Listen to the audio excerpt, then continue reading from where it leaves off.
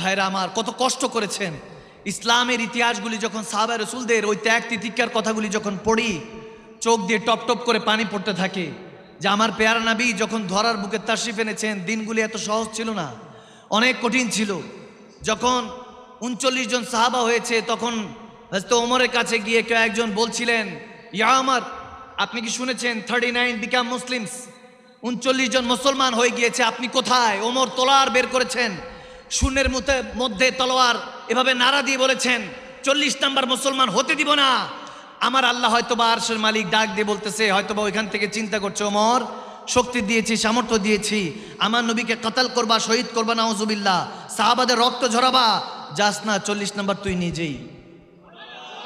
আরে সুবহানাল্লাহ, জোরে পড়ুন না। ওমর ইবনুল খাত্তাব দৌড়াতে দৌড়াতে গিয়েছেন, আগে আল্লাহ উযু করিয়েছেন, উম্মে সুমাইয়ার মাধ্যমে তেলাওয়াতে কোরআনের প্রতিধ্বনি কলব পর্যন্ত পৌঁছাইছেন। ওটার ধ্বনি শোনার পরে দেখা গিয়েছে ওযু করিয়েছেন, কোরআন তেলাওয়াত শুনেছেন। এরপরে যখন সাহাবারা দাঁড়িয়েছিলেন 39 জন মুসলমান, তেনারা তো প্রথম মনে করেছেন জানি কিনা কি হয়। হযরত ওমর যখন তলোয়ার নিয়ে আসতেছিলেন, সর্বপ্রথম হাদিসের মধ্যে এরকম এসেছে, মিশকাতুল মাসাবিহ, বিশেষ করে ইবনে মাজার মধ্যে, আমার শায়খ তরিকাত সে জাহান শাহ মাদানী জুবান মুবারক শুনেছি যে আবেদ শাহ মাদানী যখন পড়িয়েছেন তখন নাকি এরকম শুনেছি, হযরত ওমর যখন ইসলাম ধর্ম গ্রহণ করার জন্য আসছিলেন, আমার পেয়ারা নবী দাঁড়িয়ে তাকবীর দিচ্ছিলেন, আল্লাহু আকবার বলছিলেন, নারায়ে তাকবীর বলছিলেন, আল্লাহু আকবার, বলুন না আল্লাহু আকবার। আরে যে ওমরের জন্য আমার নবী নারা দিচ্ছিলেন, ওদিন যখন হযরত ওমর ইবনুল খাত্তাব তলোয়ার নিয়ে আসতেছেন, এখন যুদ্ধের সিস্টেমই হলো এরকম, যখন যুদ্ধে যখন বের হতো সাহাবা রাসূলরা, তখন তাকবীর দিতেন, আল্লাহু আকবারের প্রতিধ্বনি দিতেন। নবী যখন নারায়ে তাকবীর দিচ্ছেন, সাহাবারা তলোয়ার বের করে ফেলেছে, ভাবছেন হয়তোবা এখনই যুদ্ধ করতে হবে।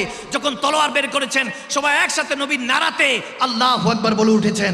হযরত ওমর যখন কাছাকাছি এসেছেন, সব সাহাবারা মনে করেছেন হয়তোবা লড়াই করতে হবে, ভেবেছেন, অনেক সাহাবারা ভয়ও পাচ্ছেন, কারণ হযরত ওমরকে সবাই ভয় পেতেন। ওনার যুদ্ধের যেই সিস্টেমগুলি, ওনার যে তাকাতগুলি ছিল, উনি লড়াকু সৈনিক ছিলেন, ফাইটার ছিলেন, যোদ্ধা ছিলেন, সবাই প্রস্তুতি নিচ্ছিল।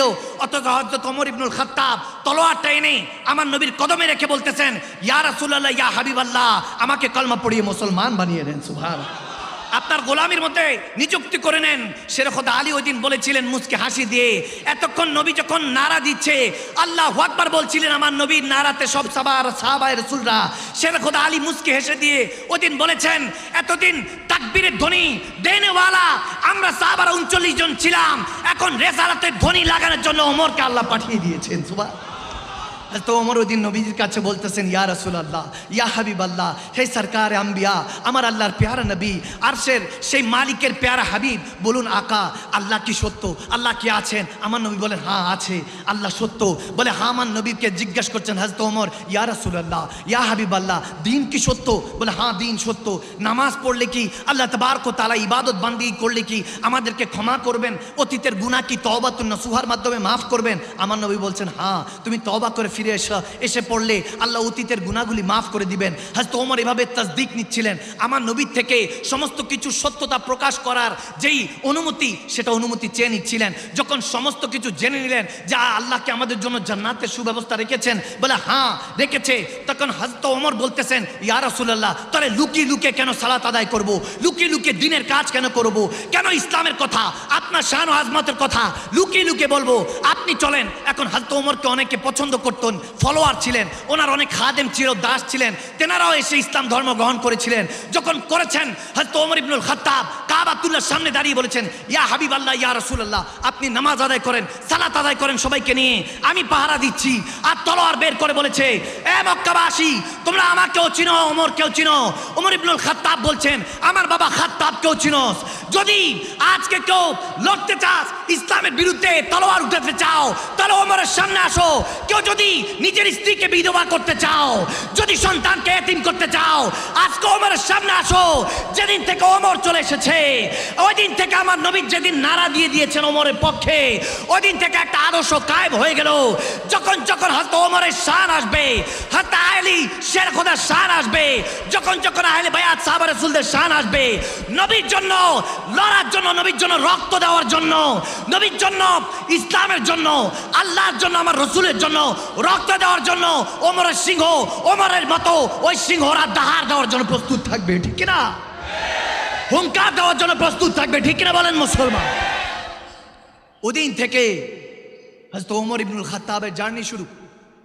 সাহাবা রাসূলদের আদর্শের কথা আমাকে বলা হয়েছিল, আমি চিন্তা করলাম দ্য বেস্ট পার্ট অফ হযরত ওমর ইবনুল খাত্তাব রাদিয়াল্লাহু তাআলা, ওনার কথাটা আমি একটু বেশি বলার চেষ্টা করি এই জন্য, কারণ হযরত ওমরের যে পার্সোনালিটি, 40 days লেটার শয়তান 40 দিন যেদিক দিয়ে ওমর হেঁটে যাবেন সেই রাস্তা দিয়ে হাঁটতো না। সুবহানাল্লাহ, আল্লাহু আকবার। আপনি ঈদ মিলাদুন নবী সাল্লাল্লাহু তাআলা সাল্লাম, এখন তো মিলাদুন নবী মৌলুদুন নবী কনফারেন্স, মৌলুদুন নবী সাল্লাল্লাহু আলাইহি সাল্লাম কনফারেন্স হচ্ছে, কেউ মানুক না মানুক দেশে এসে মিলাদুন নবীর উপর ফতোয়া লাগাচ্ছি, কিন্তু বিদেশে গিয়ে কিন্তু মৌলুদুন নবী সাল্লাল্লাহু তাআলা সাল্লাম কনফারেন্স সেলিব্রেট করছি। ওখানে যায় যেখানে না যায় হয়ে গেল আমার জানা নেই। আমি কাউকে কটাক্ষ করি না, কাউকে ছোট করে বলি না। আমার হিসাব হলো ইসলাম যেহেতু ভ্রাতৃত্ব ধর্ম, দরজাটা খোলা রাখি, যদি আল্লাহ হেদায়েত করে পাঠায় দেয় হযরত ওমরের মতো। আওয়াজ দিচ্ছে না, সুবহানাল্লাহ পড়বেন না? হেদায়েতের মালিক কে? হেদায়েতের মালিক কে? আল্লাহ। আল্লাহ রসুল আরবিকে সব দিয়েছেন, খোদার ইজ্জতের কাসম। ওলামায়ে কেরামরা বসা, ওনাদের থেকে জিজ্ঞেস করে নেন। ইন্না আতাইনাকাল কাউসার আল খায়রা কুল্লাহু। ইমাম মুজাহিদ রাদিয়াল্লাহু তাআলা বলেন যে আমার আল্লাহ নবীজিকে সমস্ত ভালো কিছু দান করে দিয়েছেন। সুবহানাল্লাহ। এখন বলেন জান্নাত ভালো কি ভালো নাকি খারাপ? আওয়াজে মনে হয় খারাপ। আরো জোরে বলেন জান্নাত ভালো নাকি খারাপ? অন্ধকার ভালো না নূর ভালো? জাহিলিয়াত ভালো না ইলম ভালো? তো যত কিছু ভালো আছে, আপনি ভালো হইলে আপনিও নূর নবীজির হয়ে গিয়েছেন, আল্লাহ আপনাকেও নূর নবীজির বানিয়ে দিয়েছেন। সুবহানাল্লাহ। আন-নবী আওলা বিল মুমিনিনা মিন আনফুসিহিম। আমার নবী তো মুমিনের জানের চেয়ে নিকটে। অনেকে বলেন যে নবীজিকে আমরা সুন্নি মুসলমানরা সালাতু সালাম দিচ্ছি, কেউ দেখছি কি দেখি নাই, বিষয়গুলি যাওয়া দরকার আছে। আমি অনেক সময় বলে থাকি এইসব বিষয়ের জন্য, যাতে কনসেপ্টটা ক্লিয়ার হয়ে যায়, বুঝার বিষয়। আমরা ঈদুল ফিতর ঈদুল আজহা মানি, আমরা না মেনে এখানে বসে নেই। ঈদুল ফিতর ঈদুল আজহা মানি, কিন্তু খোদার ইজ্জতের কাসাম আপনি দুই ঈদ নিয়ে পড়ে আছেন, কিন্তু কিসমত সুন্নি মুসলমানদের আল্লাহ এত ভালো রেখেছেন, সুন্নি মুসলমানদের জন্য ঈদ যদি শুনে থাকেন আপনারা অবাক হয়ে যাবেন। আপনারা অবাক হয়ে যাবেন যে সুন্নি মুসলমানরা এটা পর্যন্ত পৌঁছে গিয়েছেন, শায়েখে তরিকতদের জুবানে মুবারক থেকে শোনা যে আপনি দুই ঈদ মানছেন, এছাড়া আর খুশি খুঁজে পাচ্ছেন না। ঈদ মানে খুশি, সেলিব্রেশন। এখন আপনি দুই ঈদ ছাড়া আর কোনো ঈদ খুঁজে পাচ্ছেন না। আমরা ঈদে মিলাদুন নবী সাল্লাল্লাহু তাআলা সাল্লাম বললে আপনি ভাবছেন নতুন কোনো এডিশন করলাম কিনা, এটা কি নতুন অ্যাড করলাম কিনা। আমরা যে ঈদে মিলাদুন নবী পালন করছি, আমার নবীর এই মৌলুদুন নবী, দ্য বার্থডে অফ প্রফেট সাল্লাল্লাহু আলাইহি ওয়াসাল্লাম, আমরা সেলিব্রেশন করছি নবীজির জন্মদিন। আমরা কোনো জন্মদিন পালন করছি না, কারণ অন্যান্য নবীদের জন্মদিন পালন করা হতো, এজন্য তাদের জন্মদিন আমরা কোনো জন্মদিন ইউজ করছি না। মৌলুদুন নবী, মিলাদুন নবী, মিলাদ মানে জন্ম, কিন্তু মিলাদুন নবী এটার বরকাতান হলো আমার নবীর শুভ আগমন পালন করছি, নবীজি যে এসেছেন সেটা পালন করছি। এখন আপনি বলছেন যে দুই ঈদ ছাড়া কোনো ঈদ মানা যাবে না। আমি বলছি মুসলমান, আপনি তো জুমার খেতাবাতের মধ্যেই বলছেন যে আজকে গরিবের হজের দিন। এখন হজের দিন মানে তো ঈদের দিন। আপনার জন্য আল্লাহ তাবারক ওয়া তাআলা মুসলমানের জন্য, মুমিনের জন্য প্রত্যেক সপ্তাহের মধ্যে ঈদ রেখেছেন, এবং এক মুসলমান আরেক মুসলমান ইমাম তাবরানীকে পড়ে দেখেন, এর যখন আপনি ইমাম জওজিকে পড়বেন তখন দেখতে থাকবেন যে ওখানের মধ্যে লেখা আছে যখন সাহাবায়ে রাসূলরা জুমার দিনে হাজিরা দিত, একজন আরেকজনকে নামাজের পরে দোয়ার পরে একজন আরেকজনের সাথে কোলাকুলি করত, একজন আরেকজনকে কংগ্রাচুলেট করত, অর্থাৎ আমরা যেটা ঈদ মোবারক বলি, একজন কোলাকুলি করত, ময়ানাকা করত, মুসাহা করত, মুসাবা করত। এভাবে যখন করত, করার পরে একজন আরেকজনকে বলতো আমার দ্বারা কোনো যদি ভুল হয়ে থাকে আমাকে ক্ষমা করে দেন। অর্থাৎ প্রত্যেক শুক্রবার, এই জন্য জুমার দিন হজের দিন বলা হয়েছে, এই জন্য জুমার দিন মুমিনের গরিবের হজের দিন বলা হয়েছে, ঈদের দিন বলা হয়েছে, যাতে এক সপ্তাহ থেকে আরেক সপ্তাহ মুমিন মুসলমানের মধ্যে যদি কন্ট্রাডিকশন থাকে, কোনো তাফারুক থাকে, যদি কোনো ঝগড়া থাকে, সেটা যাতে ভুলে যায়, এই জন্য জুমা রাখা হয়েছে। এই জুমার মধ্যে যদি হাকিকত দেখেন, এক জুমার মধ্যে যদি হাকিকত দেখেন, জুমার 2 রাকাত আমরা নামাজ পড়ি, জুমার নামাজ, আর 2 যে খুতবা দেওয়া হয়, খতিব সাহেব যখন 2বার উঠে বসে, এই 4 রাকাতের জোহরকে ভেঙে জুমা বানানো হয়েছে।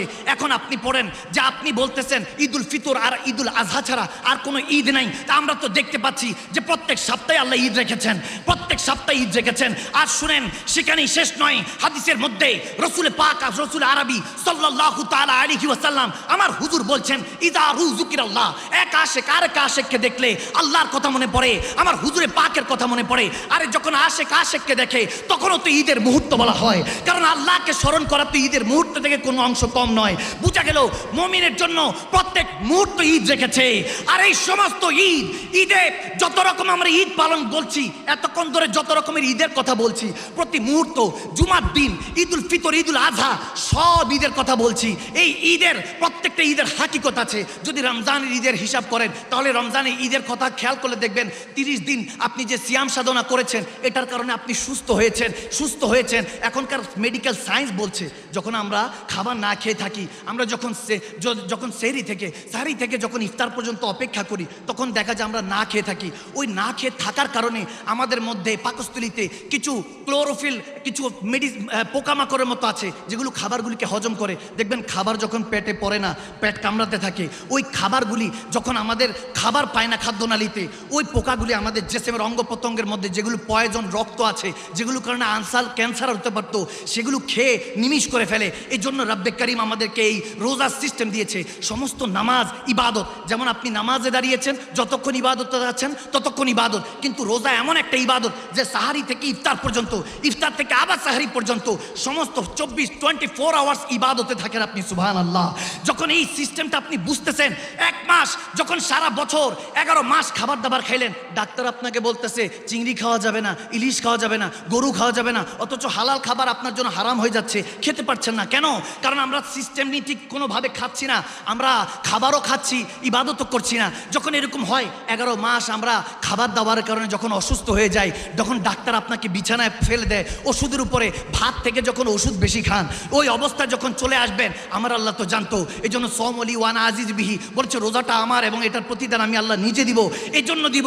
এইখান থেকে আমাদেরকে ঈদুল ফিতর দিয়েছে যে 30 দিন বান্দা যখন তুমি সিয়াম সাধনা করলা, নিজেকে পবিত্র করলা, শরীরের মধ্যে যত অসুস্থতা ছিল ওই পোকামাকড় যখন 1 মাস লাগিয়ে খেয়ে ফেললো, তোমার মধ্যে আর কোনো কিছু নেই, তুমি সুস্থ হয়ে গিয়েছো 12 মাস পরে।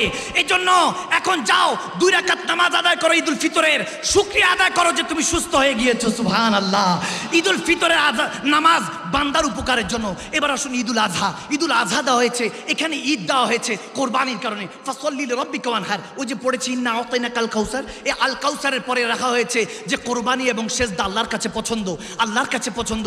এই জন্য ওই কোরবানির হিসাবটা আমাদের কাছে দেওয়া হয়েছে। পশু যখন কোরবানি করি, মূলত রক্ত, মাংস, গোশত কোনো কিছু আল্লাহর কাছে পৌঁছায় না, আল্লাহর কাছে পৌঁছায় তো নিয়ত পৌঁছায়। আপনি যখন ঈদুল আজহার যখন কোরবানি দিলেন, মূলত ওই দিন আপনার নফসকে কোরবানি দিলেন। বান্দা ঈদুল ফিতর, ঈদুল আজহা দোনো রকমের যখন দেখেন, বান্দা আপনার ভালোর জন্য, আপনার উন্নতির জন্য, রুহানি ভাবে, জিসমানি ভাবে আপনার উন্নতির জন্য আর আল্লাহ তাবারক ওয়া তাআলা ঈদুল ফিতর, ঈদুল আজহা দিল।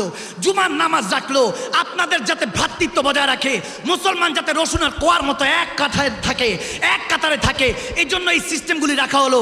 এমনকি ইজা রু যুকির আল্লাহ, যখন ওই যে ঈদের কথা বলেছে, একা আশেককে দেখে আল্লাহ রসুলের কথা মনে পড়ে, ওই ঈদের ব্যবস্থাও রেখেছে আপনার ভালোর জন্য। সব যখন উম্মত আপনার ভালো হয়ে গেল, এখন প্রশ্ন করছেন আমার দয়াল নবীর কথা, নূরের নবীর কথা, যে নবীজি 12 রবিউল আউয়াল আসছেন এবং 12 রবিউল আউয়াল শরীফে তিনি ইন্তেকাল পর্দা করেছেন জাহিরি ভাবে।